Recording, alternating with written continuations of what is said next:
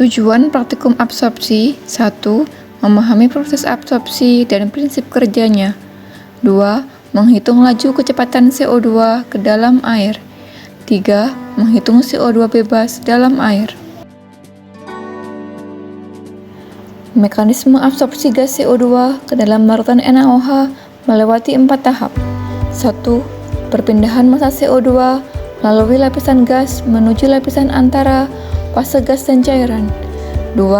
Kesetimbangan antara CO2 dalam fase gas dan fase larutan. 3. Perpindahan massa CO2 dari lapisan gas ke badan utama larutan NaOH.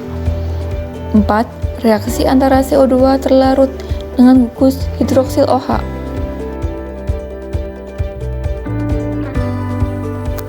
Prinsip kerja alat absorpsi dilakukan dengan melarutkan NaOH di dalam tangki dan dipompa menuju top kolom, kemudian mengalir ke bawah melewati packing dan berkontak dengan gas CO2 yang dihembuskan dari bawah dibantu dengan kompresor. Gas akan naik ke atas, sedangkan NaOH outlet akan disirkulasikan kembali ke tangki untuk dianalisa. Pada proses ini tidak berlangsung secara steady state.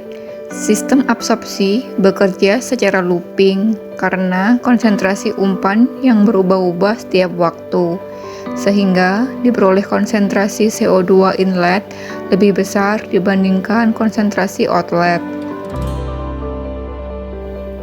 Laju alir udara disetting lebih besar dibandingkan laju alir air.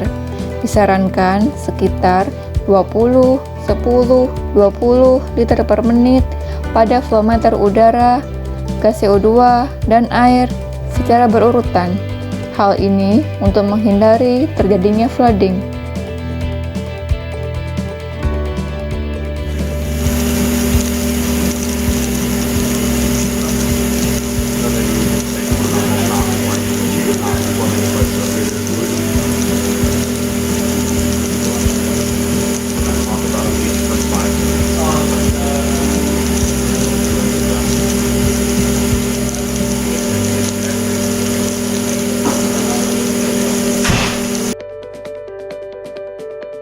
Alat dan bahan yang digunakan berupa seperangkat alat absorpsi dan titrasi, sedangkan bahan berupa NaOH yang bersifat higroskopis.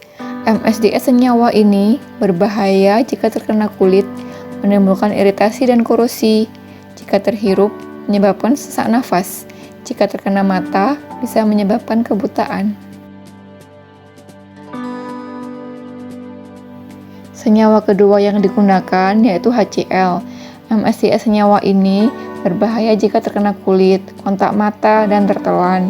Kontak kulit dapat menyebabkan luka bakar. Jika terhirup, menimbulkan sesak nafas. APD yang digunakan untuk kedua bahan ini meliputi kacamata Google dan sarung tangan latex. Sedangkan untuk pengoperasian alat menggunakan helm dan sepatu yang tak licin.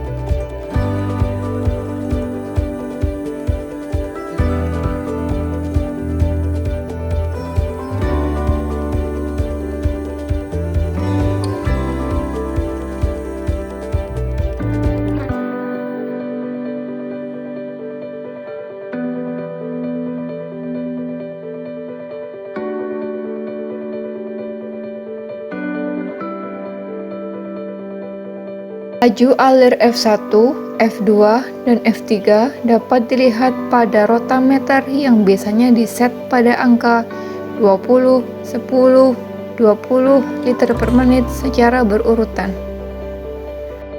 Dari outlet cairan dan tangki, dilakukan sampling analisa kandungan CO2. Pada saat pengambilan sampel, ditunggu sampai steady state kurang lebih 25 menit. Sampling dilakukan setiap 10 menit sekali pada cairan outlet dan tangki.